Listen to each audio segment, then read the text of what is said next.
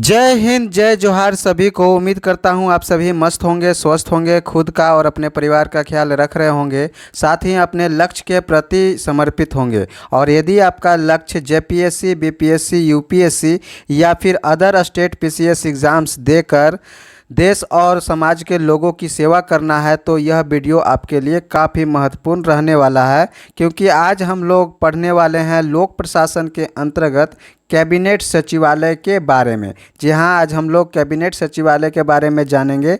इसमें आज का क्लास इस विषय पर रहने वाला है, तो शुरू से लेकर अंत तक ज़रूर बनिए, क्योंकि यह आपको एक टॉपिक को कवर कर देगा कम्प्लीटली।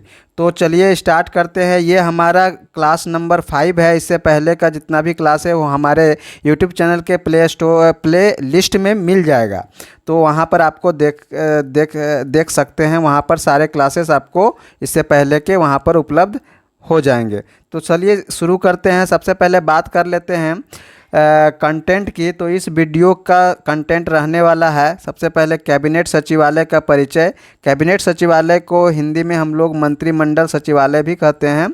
तो ये आपका कैबिनेट सचिवालय कहिए या मंत्रिमंडल सचिवालय, एक ही बात हुआ। तो कैबिनेट सचिवालय का परिचय जानेंगे, फिर आपका कैबिनेट सचिवालय का ऐतिहासिक पृष्ठभूमि, फिर कैबिनेट सचिवालय का संगठनात्मक ढांचा, उसका स्ट्रक्चर क्या होता है, फिर पढ़ेंगे कैबिनेट सचिवालय का प्रमुख कार्य, फिर पढ़ेंगे कैबिनेट सचिवालय संबंधित एमसीक्यूज देखेंगे, फिर आप उससे संबंधित इस टॉपिक से संबंधित जितने भी अभ्यास प्रश्न हो सकते हैं इम्पोर्टेंट, उसको हम लोग आपके लिए छोड़ जाएंगे ताकि उस पर आप लोग आंसर राइटिंग लिख सकें। तो चलिए स्टार्ट करते हैं। सबसे पहले बात कर लेते हैं जेपीएससी एग्ज़ाम्स पैटर्न की। तो ये जो टॉपिक है वो आपका पेपर नंबर 4 से कोरिलेट कर सकते हैं, जो कि पेपर का नाम है Indian constitution, polity, public administration and good governance. जी हाँ, ये जो टॉपिक है वो पब्लिक एडमिनिस्ट्रेशन से रिलेटेड है। यदि आप जेपीएससी की तैयारी में यदि पेपर 4 की तैयारी कर रहे हैं तो इसमें हम लोग को पेपर 4 के सिलेबस में देखने पर आपको ये वाला टॉपिक यहाँ पर मिलेगा, जो कि सेक्शन नंबर बी जिसमें पब्लिक एडमिनिस्ट्रेशन दिया हुआ है, public administration and good governance. इसी में आप लोगों का जो टॉपिक है वो है कैबिनेट सेक्रेटेरिएट। तो यही है हमारा कैबिनेट सचिवालय यानी मंत्रिमंडल सचिवालय। इसी पर आज का यह पूरा वीडियो रहने वाला है। यदि आप इसी के साथ यूपीएससी की तैयारी यदि कर रहे हैं और यदि आपने अपना ऑप्शनल सब्जेक्ट लोक प्रशासन रखा है तो भी यह जो सब्जेक्ट है, ये जो क्लास है, ये आपके लिए काफ़ी इम्पोर्टेंट रहने वाला है। तो यदि आप लोक प्रशासन यदि आपका ऑप्शनल सब्जेक्ट है तो ये उसका सिलेबस है जिसके अकॉर्डिंग आपको ये टॉपिक भी पढ़ना है। तो चलिए सबसे पहले बात कर लेते हैं मंत्रिमंडल सचिवालय का परिचय। आखिर ये मंत्रिमंडल सचिवालय है क्या, कैबिनेट सचिवालय है क्या? ठीक है, तो इसको हम लोग जानते हैं। सबसे पहले मंत्रिमंडल सचिवालय यह एक कैसा है? यह एक प्रशासनिक इकाई है। यह एक कैसा है? यह एक प्रशासनिक इकाई है। इसमें कि कौन कौन समूह होते हैं? तो इसमें देखिए प्रधानमंत्री और मंत्री परिषद, और मंत्री परिषद में भी कैसा, जो कैबिनेट मंत्री हैं वो उसका समूह होता है, यानी कैबिनेट मंत्री, मंत्री परिषद, कैबिनेट सचिव, ये सबों का समूह जो है मंत्रिमंडल सचिवालय के अंतर्गत आता है। तो इन सबों का काम क्या है? इन सबों का काम है, इस प्रशासनिक इकाई का काम क्या है? समन्वय स्थापित करना, नीतिगत निर्णयों के क्रियान्वयन और प्रशासनिक कार्यों के सुचारू रूप से संचालन के लिए यह जो है मंत्रिमंडल सचिवालय जिम्मेवार होता है। यानी ये सभी मंत्रालयों के बीच जितने भी इसके अंतर्गत आते हैं मंत्रालय, उसके बीच समन्वय स्थापित करता है। जो भी नीतिगत निर्णय लिया जाता है देश के लोगों के लिए, देश के लोगों के विकास के लिए, है ना, तो उस सभी को क्रियान्वयन करने के लिए, उसके प्रशासनिक कार्यों को सुचारू रूप से चलाने के लिए ये सभी का क्रियाकलाप जो है मंत्रिमंडल सचिवालय के अंतर्गत ही आता है। और यदि हम बात करते हैं तो यह मंत्रिमंडल सचिवालय किसके अंतर्गत काम करता है? तो यह पीएमओ के अंतर्गत कार्य करता है, यानी पीएमओ के अंतर्गत कार्य करता है। और मंत्रिमंडल सचिवालय का नेतृत्व किसके अंडर होता है? तो कैबिनेट सचिव के अंतर्गत होता है। ये और जो कैबिनेट सचिव होता है वह भारत सरकार का प्रशासनिक पद का सबसे सर्वोच्च पद होता है। तो अभी वर्तमान में कैबिनेट सचिव जो हैं कौन है, डॉक्टर टीवी सोमनाथन हैं, जो कि भारत सरकार का जो है सर्वोच्च नौकरशाह होते हैं। और यदि मंत्रिमंडल सचिवालय की स्थापना की बात कर लेते हैं तो इसकी स्थापना 1947 में हुई थी और इसका मुख्यालय नई दिल्ली रायसीना हिल्स में है। केंद्रीय सचिवालय के अंतर्गत ये मंत्रिमंडल सचिवालय आता है।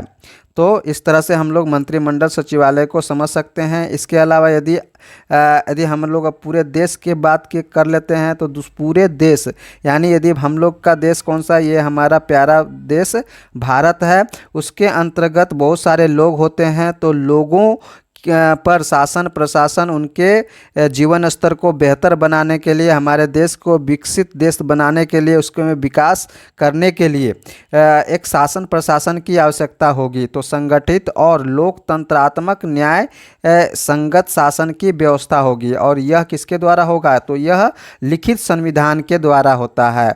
तो यह जो संगठित लोकतांत्रिक और न्याय संगत शासन व्यवस्था की आवश्यकता पड़ी और इसके लिए लिखित संविधान की आवश्यकता पड़ी। और हमारे लिखित संविधान की यह विशेषता है कि वह कैसा है, तो वह संसदीय प्रणाली पर आधारित है। यानी इसमें राज्यसभा लोकसभा होता है और लोकसभा के जो मेंबर होते हैं यानी एमपी होते हैं, मेंबर ऑफ पार्लियामेंट होते हैं, उनको लोगों के द्वारा चुना जाता है, निर्वाचित होते हैं। तो इस तरह से यदि हम लोग लोकसभा के अधिकतम सीटों की बात करते हैं तो कितना है, 550 है, लेकिन अभी वर्तमान में 543 है। तो संसदीय प्रणाली के अंतर्गत ही क्या होता है, उसमें आपका राज्यसभा और लोकसभा होता है। और इसके अलावा संसदीय प्रणाली के अंतर्गत ही कौन, मंत्री परिषद आते हैं और निर्वाचित सांसद होते हैं। जैसे मंत्री परिषद हुआ, दूसरा टर्म हो गया निर्वाचित सांसद। अब निर्वाचित सांसद जैसे हो गए कि हम लोगों का अभी लोकसभा सांसद टोटल सांसद कितना है, 543 है, 543 है। अब उसमें से 543 में से मैक्सिमम कितना, 81 मंत्री हो सकते हैं। इसका निर्धारण कैसे होता है, तो इसका निर्धारण अनुच्छेद 75(1) के तहत होता है। कुल एमपी यानी मेंबर ऑफ पार्लियामेंट होगा, उसका 15% जो है से अधिक नहीं होना चाहिए मंत्री, उसका 15% से अधिक नहीं होना चाहिए मंत्री, है ना। तो इस तरह से तो आपका 543 टोटल कुल एमपी है, तो उसका 15% से अधिक नहीं होना चाहिए। 15% निकालेंगे तो 81 मंत्री होगा, तो इससे इतना मैक्सिमम मंत्री हो सकता है। अब इन मंत्रियों में से कैसे कैसे मंत्री होते हैं, तो इन मंत्रियों में से कैबिनेट मंत्री, राज्य मंत्री, उप मंत्री हो सकते हैं। तो और ये मंत्रियों की नियुक्ति, कार्यकाल, उत्तरदायित्व, भत्ता, वेतन भत्ता, ये सभी का निर्धारण संविधान के अनुच्छेद 75 के तहत किया जाता है। और 75(1) के तहत यह बताता है, 1A के तहत यह बताता है कि जो टोटल एमपी होगा उसका 15% जो है मंत्री बनेंगे। और उन मंत्री में कैबिनेट मंत्री होंगे, राज्य मंत्री होंगे, उप मंत्री होंगे। तो ये कैबिनेट मंत्री जो होंगे, कैबिनेट मंत्री प्लस प्रधानमंत्री, कैबिनेट सचिव, ये सभी तीनों मिलकर एक जो है मंत्रिमंडल सचिवालय का निर्माण करते हैं। यानी ये तीनों जो है मंत्रिमंडल सचिवालय के अंतर्गत होंगे। तो इस तरह से हम लोग इसको देख सकते हैं। तो मंत्रिमंडल सचिवालय। अच्छा, इसके अलावा जैसे कि हम लोगों का राष्ट्रपति भवन है, वो कहाँ पर स्थित है, रायसीना हिल नई दिल्ली में स्थित है।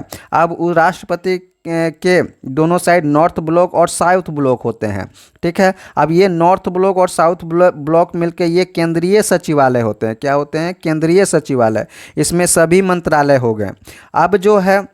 अब जो है इसमें जो कैबिनेट मंत्री होते हैं, ये सभी कैबिनेट मंत्री जो होते हैं वह जो है साउथ ब्लॉक के अंतर्गत जो कैबिनेट सचिवालय हैं उसके अंतर्गत होंगे, ठीक है। तो यानी जो साउथ ब्लॉक होगा उसके अंतर्गत क्या होगा, कैबिनेट सचिवालय होगा, यानी मंत्रिमंडल सचिवालय होगा।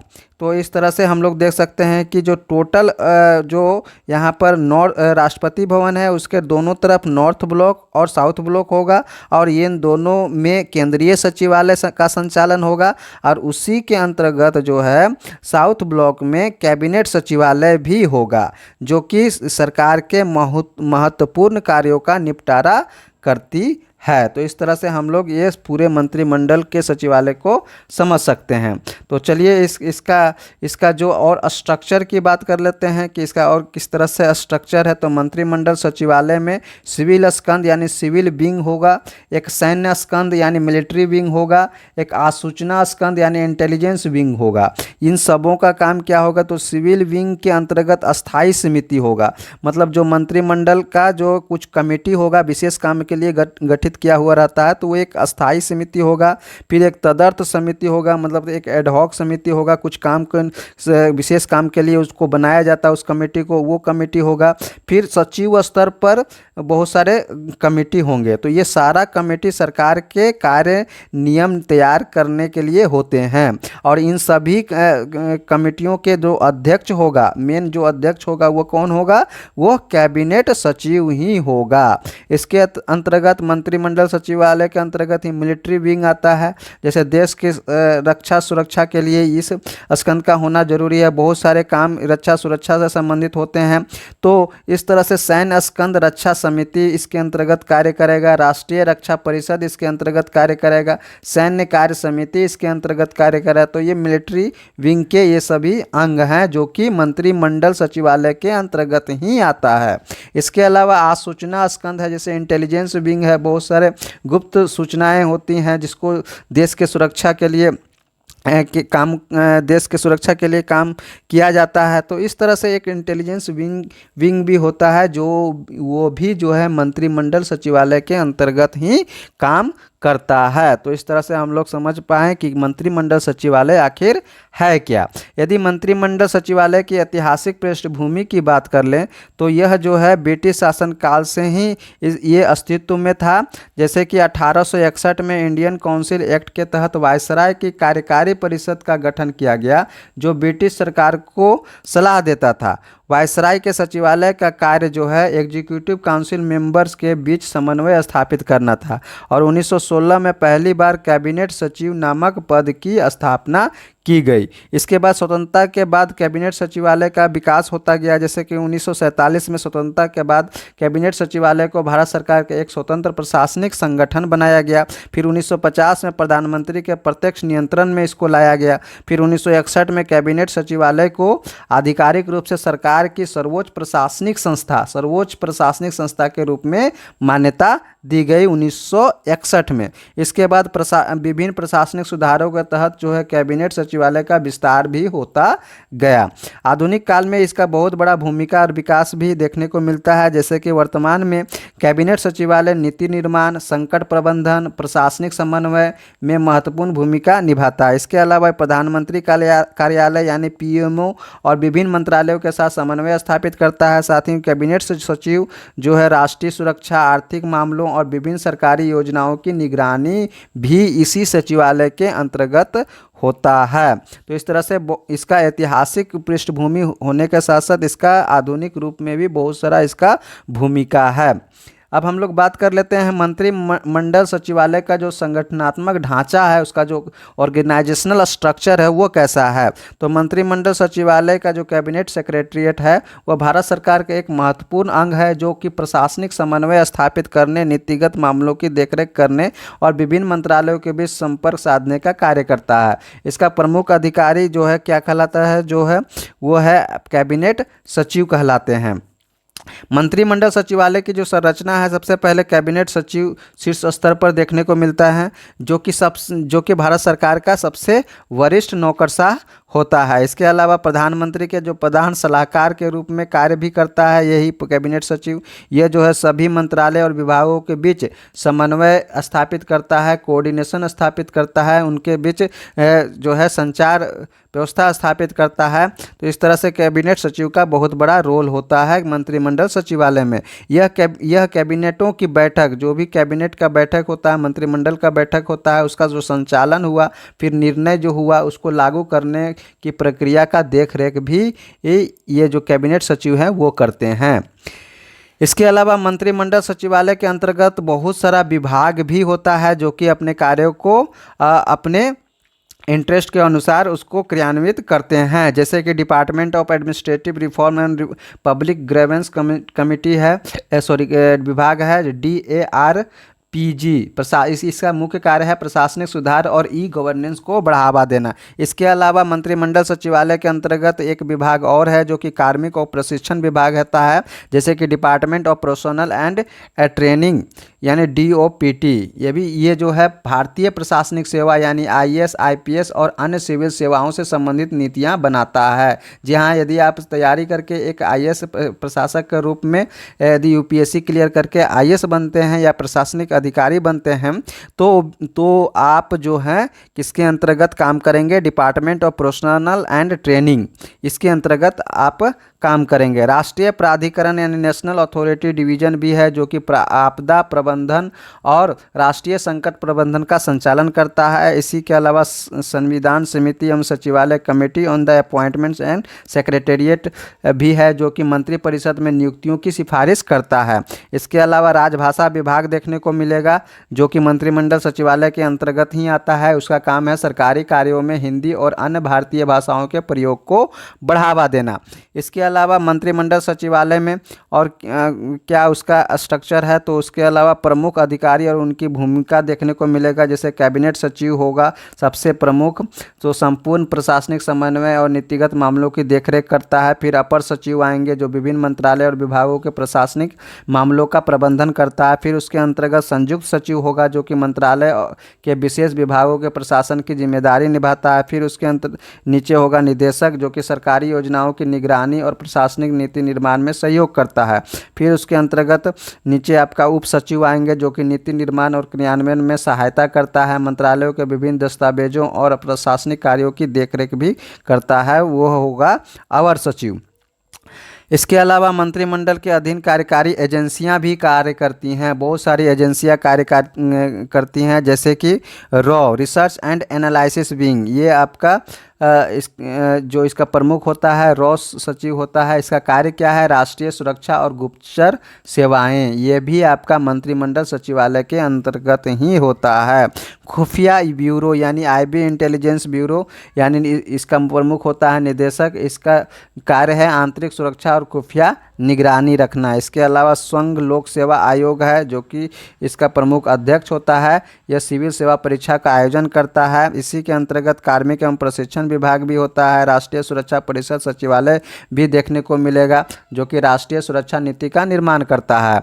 इस तरह से बहुत सारा जो है इसके अंतर्गत आपको देखने को मिलेगा। यहाँ पर दो टर्म आप कंफ्यूज कर सकते हैं कि एक मंत्रिमंडल सचिवालय और दूसरा मंत्रिमंडल और मंत्रिपरिषद। और यदि मंत्रिमंडल और मंत्रिपरिषद ये दो टर्म आते हैं, दोनों के बीच हम लोगों को कन्फ्यूजन होता है कि आखिर क्या है, तो इस दोनों के बीच हम लोग अंतर स्पष्ट कर लेते हैं। तो सबसे पहले मंत्रिमंडल की बात कर लेते हैं। तो यह क्या है, यह मंत्रिपरिषद का छोटा और मुख्य भाग है। यह मंत्रियों का संपूर्ण समूह है। जो पूरा मंत्री होगा वह मंत्री का संपूर्ण समूह मंत्रिपरिषद कहलाएगा। यह मंत्रिपरिषद हो गया, ठीक है। अब जो है इसके अंतर्गत ही एक क्या होगा, मंत्रिमंडल होगा। इसके अंतर्गत ही क्या होगा, मंत्रिमंडल होगा। और जो है मंत्रिमंडल में क्या होंगे, प्रधानमंत्री और कैबिनेट मंत्री होंगे। मंत्रिपरिषद में बहुत सारा मंत्री होता है, जिसमें कैबिनेट मंत्री हो गया, राज्य मंत्री हो गया, उप मंत्री हो गया, तो इस तरह से बहुत मंत्री होगा। लेकिन जो मंत्रिमंडल होंगे उसमें सिर्फ और सिर्फ प्रधानमंत्री होंगे, कैबिनेट मंत्री होंगे। जबकि मंत्रिपरिषद में क्या होगा, कैबिनेट मंत्री, राज्य मंत्री और उप मंत्री सभी ये मंत्रिपरिषद के सदस्य होंगे। इसका भूमिका क्या है मंत्रिमंडल का, तो प्रमुख नीति निर्माण और निर्णय लेने वाली संस्था है यह मंत्रिमंडल। जो प्रमुख नीति निर्माण करने का काम करेगा, डिसीजन लेने का काम करेगा, किसी चीज़ को लागू करवाने का काम करेगा, इम्प्लीमेंट करने का काम करेगा, वह मंत्रिमंडल के थ्रू ही होगा। और ये मंत्रिपरिषद क्या है, निर्णय को लागू करने और प्रशासनिक कार्यों की यह क्या करता है, देख रेख करता है। बाहर से क्या क्या करेगा, देख रेख करेगा, लेकिन जो है मुख्य कार्य की भूमिका जो है वह कौन अदा करेगा, वह मंत्रिमंडल ही करेगा। इसके लिए जो है संविधान में स्पष्ट रूप से उल्लेखित है 75 अनुच्छेद नंबर 75, जबकि मंत्रिपरिषद की संकल्पना अनुच्छेद 74 में की गई है। इस तरह से मंत्रिमंडल मंत्रिपरिषद का सबसे महत्वपूर्ण और शक्तिशाली हिस्सा होता है। यह नीतिगत निर्णयों के लिए जिम्मेदार होता है और सरकार की मुख्य कार्यकारी शक्ति को दर्शाता है। इसके अलावा जो प्रमुख कार्य है क्या क्या, मंत्रिमंडल का सचिवालय का जो प्रमुख कार्य है वह क्या क्या है, तो मंत्रिमंडल सचिवालय भारत सरकार के कार्यपालिका शाखा का एक महत्वपूर्ण अंग होता है। इसका मुख्य कार्य कैबिनेट मंत्रियों, मंत्रालयों और अन्य सरकारी एजेंसियों के बीच क्या करना है, समन्वय स्थापित करना है। यह प्रशासनिक कुशलता बढ़ाने, नीति निर्माण में सहायता प्रदान करने के लिए कार्य करता है। तो इसका प्रमुख कार्य के रूप में हम लोग बहुत सारे पॉइंट के अंतर्गत बात कर लेते हैं। तो सबसे पहला है प्रशासनिक समन्वय। प्रशासनिक समन्वय स्थापित करना यानी एडमिनिस्ट्रेटिव कोऑर्डिनेशन करना। विभिन्न मंत्रालय और उनके अंतर्गत बहुत सारे विभाग होगा, तो उन सबों के बीच संपर्क और समन्वय स्थापित करने का काम इस मंत्रिमंडल सचिवालय का होता है। जबकि नीतियों और कार्यक्रमों को क्रियान्वित करने में समन्वय करने का भी काम जो है मंत्रिमंडल सचिवालय करता है। इसके अलावा केंद्र और राज्य सरकारों के बीच प्रभावी प्रशासनिक सहयोग सुनिश्चित करने का भी काम जो है मंत्रिमंडल सचिवालय के द्वारा ही होता है। इसके अलावा नीति निर्माण में सहायता भी जो है मंत्रिमंडल सचिवालय करता है, जैसे सरकार की महत्वपूर्ण नीतियों का प्रारूप तैयार करना और समीक्षा करना। अभी जो है कृषि कानून आया था, नई शिक्षा नीति आया था, तो ये सभी जो काम हैं ये आपका मंत्रिमंडल के तहत ही होता है। तो मंत्रालयों से प्राप्त जानकारी का जो विश्लेषण है करके कैबिनेट को प्रस्तुत करना, यह भी मंत्रिमंडल सचिवालय का काम होता है। कैबिनेट और मंत्रिपरिषद की बैठकों का आयोजन और निर्णय का क्रियान्वयन करने का काम भी मंत्रिमंडल सचिवालय का होता है। इसके अलावा नियुक्ति से संबंधित कार्य भी मंत्रिमंडल सचिवालय करता है। जैसे लोक सेवा आयोग हुआ, वह जितना भी लोक सेवा आयोग के द्वारा जितना ही अन्य सरकारी पदों पर महत्वपूर्ण नियुक्तियां जो है करने में सहयोग कौन करता है, मंत्रिमंडल सचिवालय करता है। सिविल सेवकों की प्रशासनिक नियुक्तियां, स्थानांतरण और पदोन्नति का प्रबंधन भी मंत्रिमंडल सचिवालय करता है।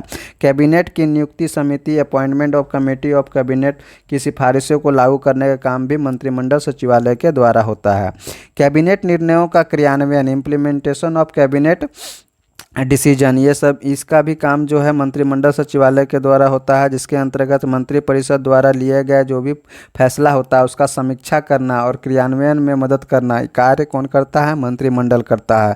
विभिन्न विभागों में कैबिनेट के निर्णयों की सूचना देना और उन पर निगरानी रखना, ये भी मंत्रिमंडल सचिवालय करता है। सरकार के निर्णयों से संबंधित दस्तावेज और रिपोर्टों का संकलन करना, उसका रिपोर्टिंग करना, संग्रह करना, ये सभी काम जो है मंत्रिमंडल सचिवालय के द्वारा किया जाता है। इसके अलावा राष्ट्रीय संकट प्रबंधन और सुरक्षा, crisis management and national security में भी मंत्रिमंडल सचिवालय का महत्वपूर्ण योगदान होता है। जैसे राष्ट्रीय संकट प्रबंधन समिति, national crisis management committee, NCMC का भी नेतृत्व जो है मंत्रिमंडल सचिवालय के द्वारा होता है। रक्षा, गृह और विदेश मंत्रालय के साथ समन्वय कर सुरक्षा नीतियों पर काम करना मंत्रिमंडल सचिवालय का होता है। इस तरह से प्रमुख कार्य के रूप में खुफिया एजेंसियों के साथ समन्वय स्थापित करना, ये भी आपका मंत्रिमंडल सचिवालय का प्रमुख कार्य के रूप में देखा जा सकता है। जैसे रॉ हो गया, IB हो गया, राष्ट्रीय सुरक्षा परिषद सचिवालय हो गया, NCCS के कार्यों की निगरानी को भी जो है मंत्रिमंडल सचिवालय करता है। राष्ट्रीय सुरक्षा नीतियों को प्रभावी रूप से लागू करने का में सहायता भी जो है मंत्रिमंडल सचिवालय करता है। इसके अलावा प्रशासनिक सुधार और पारदर्शिता, एडमिनिस्ट्रेटिव रिफॉर्म एवं गवर्नेंस ट्रांसपेरेंसी भी मंत्रिमंडल के सचिवालय का अहम काम के रूप में देखा जा सकता है। जैसे गवर्नेंस हो गया, डिजिटल प्रशासन को बढ़ावा देना हो गया, प्रशासनिक सुधारों से संबंधित नीतियों और कार्यक्रमों को क्रियान्वित करना, नागरिकों की शिकायतों का समाधान करने के लिए प्रभावी तंत्र का विकसित करना, ये सभी जो कार्य मंत्रिमंडल सचिवालय के अंतर्गत होता है। एक रूप में देख लेते हैं, एक फ्लो डायग्राम के रूप में देख लेते हैं मंत्रिमंडल सचिवालय का प्रमुख कार्य को। तो देख सकते हैं सबसे पहले प्रधानमंत्री, उसके अंतर्गत मंत्रिपरिषद हुआ, मंत्रिपरिषद के नीचे आपका कैबिनेट सचिव, उसके अंतर्गत अपर सचिव, निदेशक, उप सचिव, अवर सचिव, अनुभाग अधिकारी और सहायक अनुभाग अधिकारी।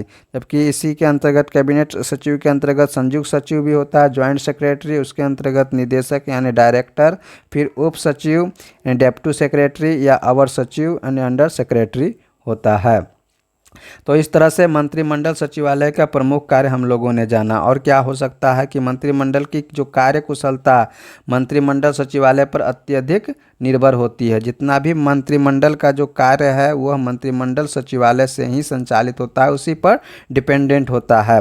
मंत्रिमंडल का जो भी कार्य का जो बैठक है उसका सूची तैयार करना, उससे विचारार्थ आवश्यक सूचना एकत्र करना, सामग्री उपलब्ध करना, यह सभी जो है मंत्रिमंडल का कार्य होता है। और इस कार्य को करने के लिए उसके अंतर्गत बहुत सारी समितियां भी होता है, जिसमें विचार विमर्शों और लिए गए निर्णयों का जो रिकॉर्ड होता है उसको भी तैयार करने का काम मंत्रिमंडल सचिवालय में ही होता है।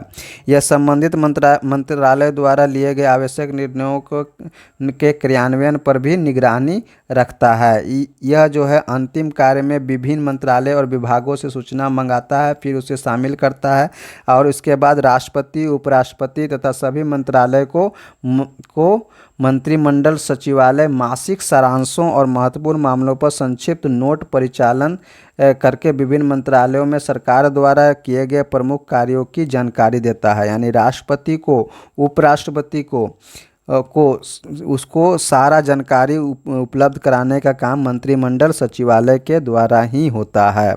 तो इस तरह से देख सकते हैं कि मंत्रिमंडल सचिवालय जो है प्रशासन को एग्जीक्यूट करने के लिए, एडमिनिस्ट्रेशन को एग्जीक्यूट करने के लिए, काम को क्रियान्वित करने के लिए बहुत ही महत्वपूर्ण इम्पोर्टेंट रोल प्ले करता है।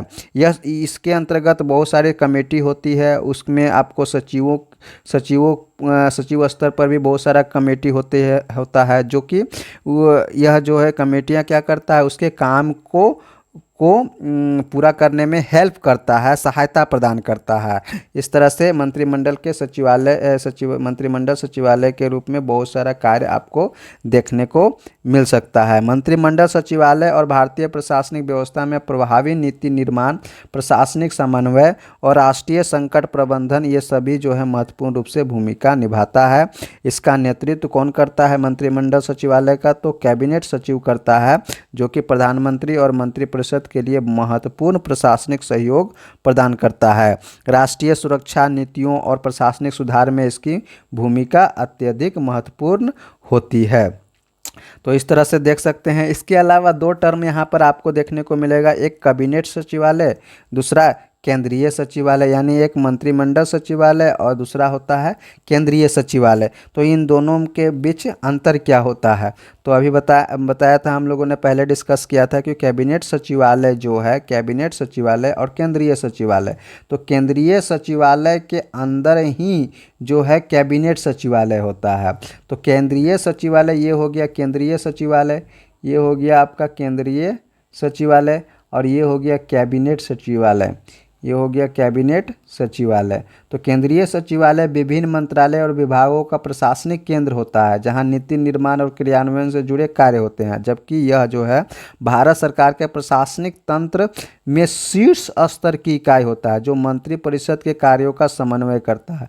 ये जो यहाँ पर होगा वह, उसमें कैबिनेट मंत्री होंगे, प्रधानमंत्री होंगे और कैबिनेट सचिव होंगे। इस तरह से इसके अंतर्गत बहुत सारा विभाग होगा, और ये केंद्रीय सचिवालय, इसमें सभी तरह के मंत्रालय शामिल होंगे।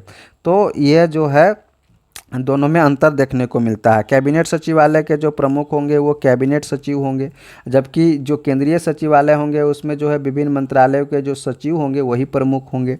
तो इस तरह से आपको दोनों में अंतर स्पष्ट होता है। मंत्रिमंडल की बैठकों का आयोजन करना कैबिनेट सचिवालय का प्रमुख कार्य के रूप में देखा जा सकता है। विभिन्न मंत्रालय और विभागों के बीच समन्वय स्थापित करता है, वो कैबिनेट सचिवालय है। प्रशासनिक सुधार और राष्ट्रीय सुरक्षा से संबंधित कार्यों का निष्पादन करता है, वो वह कहाँ पे होता है, वह कैबिनेट सचिवालय के ही अंतर्गत होता है। केंद्रीय सचिवालय में नीति निर्माण, क्रियान्वयन और प्रशासनिक समन्वय में ये सभी चीज़ें होता है। इसके अंतर्गत कैबिनेट सचिवालय के अंतर्गत रॉ हो गया, एसपीजी हो गया NTGRID यानी नेशनल इंटेलिजेंस ग्रिड हो गया, ये सभी जो है एजेंसियां कैबिनेट सचिवालय के अंतर्गत कार्य करती है। जबकि मंत्रालय के अंतर्गत विभिन्न विभाग और कार्यकारी एजेंसी जो है केंद्रीय सचिवालय के अंतर्गत आते हैं। सरकार की व्यापक नीति और राष्ट्रीय प्रशासन में सहायता प्रदान करने का काम केंद्रीय कैबिनेट सचिवालय करता है। जबकि विभिन्न क्षेत्रों में जैसे वित्त, रक्षा, गृह, शिक्षा और आदि में मंत्रालयों के स्तर पर कार्य करने का काम केंद्रीय सचिवालय करता है। इसका कोई विशेष संवैधानिक प्रावधान नहीं है कैबिनेट सचिवालय का। यह प्रशासनिक कार्यों के लिए गठित एक निकाय है। जबकि केंद्रीय सचिवालय विभिन्न मंत्रालयों के माध्यम से संविधान के अनुरूप नीति निर्माण और क्रियान्वयन करता है। कैबिनेट सचिवालय राष्ट्रपति भवन परिसर और दिल्ली में स्थित है।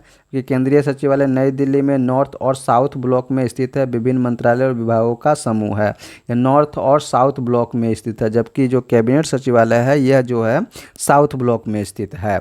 तो इतनी जानकारी आपको मंत्रिमंडल सचिवालय के रूप में आपको स्पष्ट होता है। अब हम लोग इसमें संबंधित क्या MCQ क्वेश्चन यानी मल्टीपल चॉइस क्वेश्चन देख लेते हैं। तो मंत्रिमंडल सचिवालय का जो प्रमुख कौन होता है, पहला सवाल है, तो इसका सही उत्तर होगा कैबिनेट सचिव। कैबिनेट सचिव जो होते हैं वो मंत्रिमंडल सचिवालय का प्रमुख होता है। अगला सवाल है कैबिनेट सचिवालय मुख्य रूप से किस कार्य से संबंधित होता है। तो मंत्रिमंडल के कार्यों का समन्वय करने के लिए कैबिनेट सचिवालय होता है। अगला सवाल है कैबिनेट सचिवालय के अंतर्गत कौन सा संगठन कार्य नहीं करता। देखिए रॉ कार्य करता है, स्पेशल प्रोटेक्शन ग्रुप SPG कार्य करता है, national authority of chemical weapons convention NSCWC भी उसके अंतर्गत आता है। लेकिन सेबी जो कि भारतीय प्रतिभूति और नियमन बोर्ड जो है वह कैबिनेट सचिवालय के अंतर्गत नहीं होता है, इसलिए इसका सही उत्तर हो जाएगा सेबी। कैबिनेट सचिवालय का संवैधानिक प्रावधान कहाँ उल्लेखित है। तो इसमें कैबिनेट सचिवालय का कोई भी संवैधानिक प्रावधान नहीं उल्लेखित है। इसका सही उत्तर हो जाएगा ये इसका कोई विशेष उल्लेख नहीं है संविधान में। जबकि कैबिनेट सचिवालय का मुख्यालय कहाँ है, तो यह मुख्यालय आपको नई दिल्ली में देखने को मिलेगा। इसी के साथ मंत्रिमंडल सचिवालय से संबंधित आपके लिए अभ्यास प्रश्न हम छोड़े जा रहे हैं। तो पहला अभ्यास प्रश्न है, ये आपके 5 अभ्यास प्रश्न हैं जिसको आपको तैयार करना है, लिखना है और हमारे YouTube चैनल के कमेंट बॉक्स में इसको जो है सेंड करना है, ताकि सभी कोई अपना अपना विश्लेषण कर सकें, एक दूसरे की कमी को देख सकें। तो ये हमारे आज के वीडियो का कंप्लीट वीडियो था। कंप्लीट टॉपिक कंप्लीट हुआ मंत्रिमंडल सचिवालय। तो यदि आप हमारे चैनल में बिल्कुल नए हैं और इस तरह के वीडियो चाहते हैं तो हमारे चैनल को सब्सक्राइब कर लें। हमारा चैनल का नाम है शंकर बेदिया क्लासेस। इसी तरह के वीडियो के साथ हम लोग फिर से नेक्स्ट हाजिर होंगे आपके साथ। आप तब तक जुड़े रहिए हमारे YouTube चैनल के साथ। मिलते हैं नेक्स्ट वीडियो में, तब तक के लिए जय हिंद, जय जोहार।